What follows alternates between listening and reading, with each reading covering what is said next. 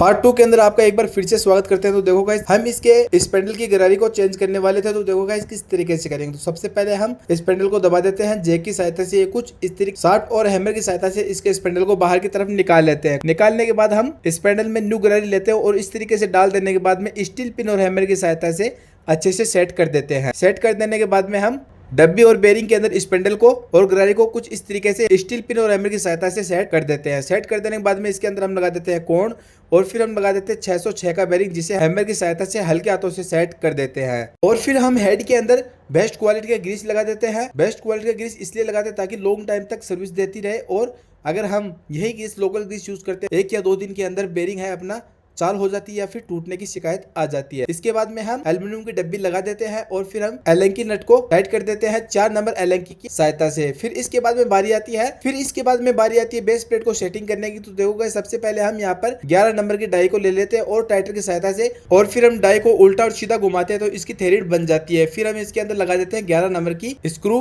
जिसे हम टाइट कर देते हैं 10 नंबर टी की सहायता से। टाइट कर देने के बाद में एवी वाशर लगाते हैं। तो देखोगे इस एवी वाशर हम जैसे ही हम ब्लेड लगाते हैं इसके अंदर चाल दिखा रहा है, तो हम ले लेते हैं यहाँ पर एवी वाशर। तो देखो गाइस नीचे वाला चेंज कर देते हैं और ब्लेड को जैसे ही रखते हैं तो देखो गाइस बिल्कुल भी जो चाल थी पहले वो नहीं है। फिर इसके बाद में ऊपर वाला वाशर देखते हैं। तो इसके जो ऊपर वाला वाशर के जो स्लॉट है वह पत्थर के रगड़क लगने की वजह से जो साफ हो चुके हैं। तो यहाँ पर हम ले लेते हैं न्यू एवी वाशर, ऊपर वाला भी चेंज कर देते हैं और फिर हम इसको वापस से ब्लेड के बिना टाइट करके साइड कर देते हैं। फिर हम इसे चला कर देखते हैं तो देखो गाइस जो पहले से ज्यादा आवाज थी, शोर शराबा था, वह बिल्कुल भी नहीं है, और जो अपनी मार्बल कटर मशीन है वह स्मूथ और साइलेंट चल रही है। इस तरीके से आप भी अपनी मार्बल कटर मशीन को रिपेयर कर सकते हो। अगर आप चैनल पर नए हो तो चैनल को follow, like and share, subscribe करना ना भूलें। अगर इस वीडियो से संबंधित आपको कोई सवाल या जवाब हो तो आप मुझे कमेंट सेक्शन में जरूर कमेंट करके पूछ सकते हो।